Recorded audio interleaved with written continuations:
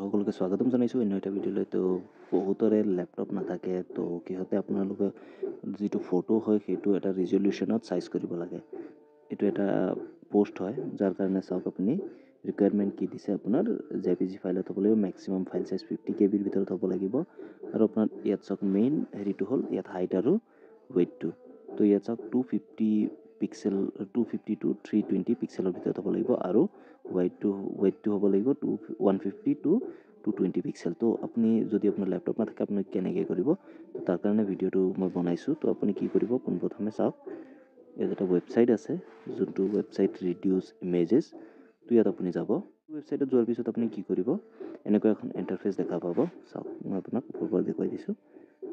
এইটো ইণ্টাৰফেচ দেখা পাব। আপুনি গুগলত চাৰ্চ কৰিও যাব পাৰে, বা লিংকটো মই ভিডিঅ' ডিছক্ৰিপশ্যন বক্সত দি দিম, আপুনি তাত যাব পাৰে। গৈ লৈ আপুনি কি কৰিব, পোনপ্ৰথমে আপুনি ইয়াত চিলেক্ট ইমেজ আছে, ইয়াত ক্লিক কৰি দিব। তাৰপিছত ক্লিক কৰি দিয়াৰ পিছত আপুনি কি কৰিব, ফাইলটো চিলেক্ট কৰি ল'ব। তো মই এইটো চিলেক্ট কৰি ল'লোঁ।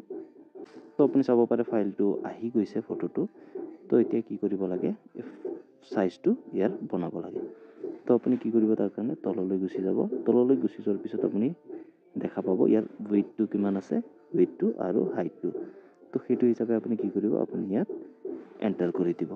আপোনাৰ যিমানখিনি লাগে সিমানখিনি আপুনি দি দিব। তো ইয়াত কিমানখিনি আছে মই দি দিওঁ। ৱেইটটো আছে কিমান, ৱেইটটো আছে 150 to 220 আৰু 250 to 320।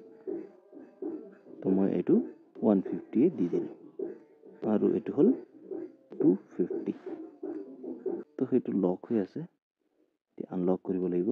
আনলক কৰি আপুনি ইয়াত আপুনি ইচ্ছা মতনে দিব পাৰিব।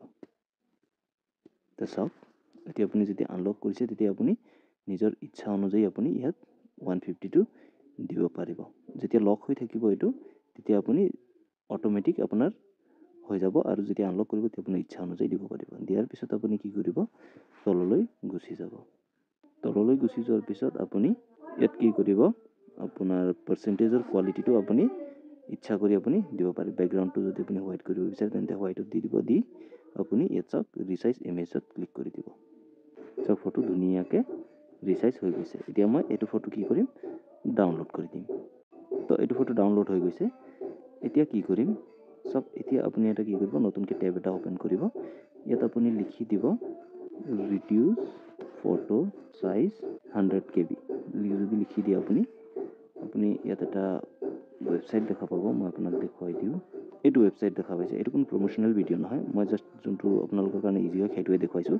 কম্প্ৰেছ JPEG to 100 KB, ইয়াত আপুনি ক্লিক কৰি দিব। তো ক্লিক কৰি দিয়াৰ পিছত আপুনি কি কৰিব, এনেকুৱা এখন ইণ্টাৰফেচ দেখা পাব। ইয়াত আপুনি চিলেক্ট ইমেজ যোনটো হেৰি আছে ইয়াত ক্লিক কৰি দিব। তো ক্লিক কৰি দিয়াৰ পিছত আপুনি এনেকৈ আপোনাৰ ফটোটো চিলেক্ট কৰি ল'ব। মই চিলেক্ট কৰি ল'লোঁ। তো আপুনি চাব পাৰিছে ফটোটো আহি গৈছে। এতিয়া আপুনি কি কৰিব, আপুনি ইয়াত এটা অপশ্যন পাব, আপোনাৰ কিমান চাইজৰ ভিতৰত লাগে। তো কিমানখিনি কম্প্ৰেছ কৰিব আপুনি, আপোনাৰ চাওক এইটো 312 আছে। ইয়াত আপুনি দেখা পাইছে আপোনাৰ অৰিজিনেল চাইজ যোনটো আছে 312, আৰু আপোনাৰ নিউ চাইজ যোনটো হ'ব ডাউনলোড কৰিলে সেইটো হ'ব 101। তো কিমানৰ ভিতৰত লাগে 50 KB। তো কি কৰিব, আপুনি কম্প্ৰেছটো অকণ বঢ়াই দিব। এই কম্প্ৰেছটো অকণ বঢ়াই দিব। বঢ়াই আপুনি 75ত দি আকৌ কম্প্ৰেছ কৰি চাব যে কিমান আহে নিউ চাইজ। এইটো হৈছে 73। তো আপুনি কি কৰিব, কম্প্ৰেছটো আৰু অকণ বঢ়াই দিব। 75ত দি দিওঁ, কম্প্ৰেছ কৰি দিওঁ। তো এতিয়া চাওক 50.45। তাৰমানে আপোনাৰ ইয়াত যদি 87 মান দিয়া যায় তেন্তে এইটো ধুনীয়াকৈ 50 KBৰ আণ্ডাৰত আহি যাব। আপুনি দেখিব পাইছে 46.85 KB। তো এইটো আপুনি ডাউনলোড কৰি ল'ব পাৰে।